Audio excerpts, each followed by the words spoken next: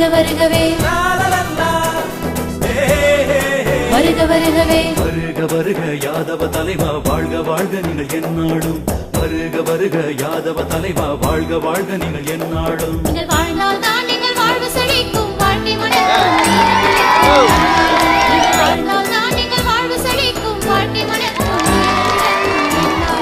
வருக வருக யாதவ தலைவா வாழ்க வாழ்க நீங்கள் எந்நாடும் வருக வருக யாதவ தலைவா வாழ்க வாழ்க நீங்கள் எந்நாடும் தந்தானனா தனனன தந்தானனா தந்தானனா தனனனா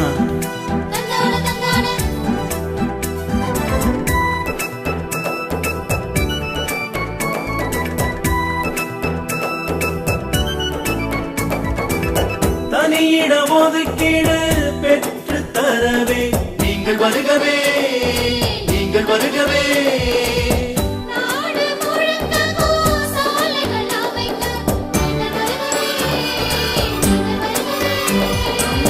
யாதவர் இனமே அதிகாரம் பெறவே அரசினில் உயர்ந்த பொறுப்பினில் அமர்ந்து வருக வருக வருக வருக நீங்கள் வருகவே வருக வருக யாதவ தலைவா வாழ்க வாழ்க நீங்கள் எந்நாடும்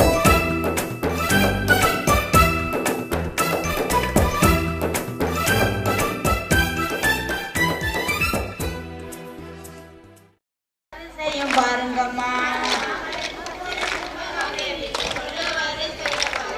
அவ கேண்டி பூத்தலை பாருங்கம்மா கேண்டி கட்டியாய் பூத்தலை பாருங்கம்மா அவ கேண்டி பூத்தலை பாருங்கம்மா கேண்டி கட்டியாய் பூத்தலை பாருங்கம்மா அவ கேண்டி பூக்கோலை நின்றவரே அவ கேண்டி மின்னலை பாருங்கம்மா அவ தவந்தி பூத்தலை பாருங்கம்மா தவந்தி சிவப்பை பூத்தலை பாருங்கம்மா அவ தவந்தி பூத்தலை பாருங்கம்மா தவந்தி சிவப்பை பூத்தலை பாருங்கம்மா அவ தவந்தி பூக்கொலை நம்ம வாழ்க்கை ஒரு வரிசை பாருங்கம்மா நம்பினார் கெடுவதில்லை நான்கு மறை தீர்ப்பு நல்லவர்க்கும் ஏழையர்க்கும் ஆண்டவனே காப்பு பசிக்கு விருந்தாவான் நோய்க்கு மருந்தாவான் பரந்தாமன் சன்னதிக்கே வாராய் நெஞ்சே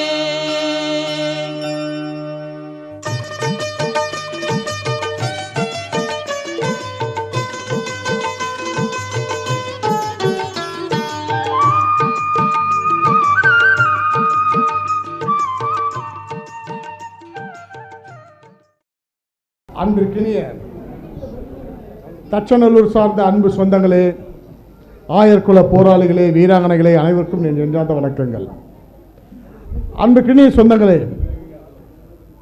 நாங்கள் புத்தகத்தில் படித்திருக்கிறோம், பல்வேறு வரலாறுகள் படித்திருக்கிறோம்.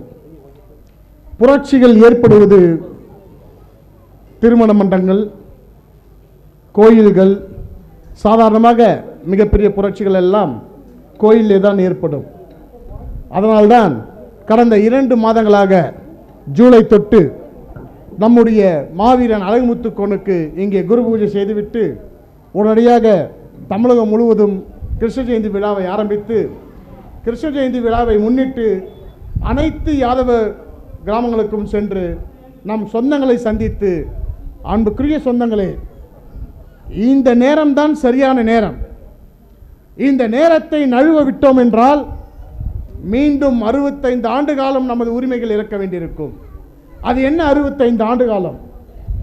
நடந்து முடிந்த ஆகஸ்ட் 15 வரை 65 ஆண்டு காலத்தை இந்திய சுதந்திர இந்தியாவில் பாதிக்கப்பட்டது யார் என்று பார்த்தோம் என்றால் நம்முடைய சொந்தங்கள் மட்டுமே. எத்தனை உதாரணங்கள் வேண்டுமானாலும் கொடுக்கலாம்.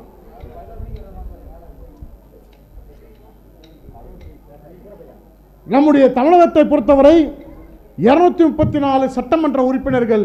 ஆனால் இன்று 2 நபர் தான். எத்தனை பாராளுமன்ற உறுப்பினர்கள் உங்களுடைய சொந்தத்திலிருந்து அங்கே சென்றிருக்கிறார்கள்?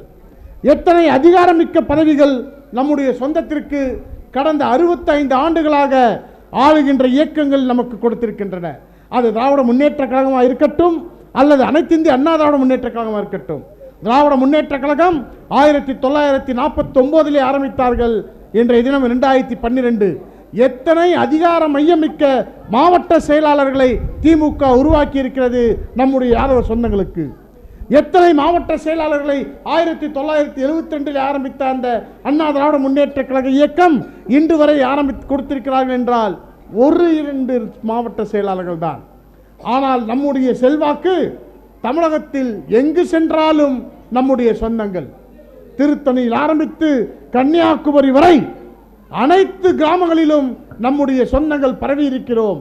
ஆனால் நமக்குரிய இடஒதுக்கீடு அரசியலிலே சுத்தமாக கிடையாது.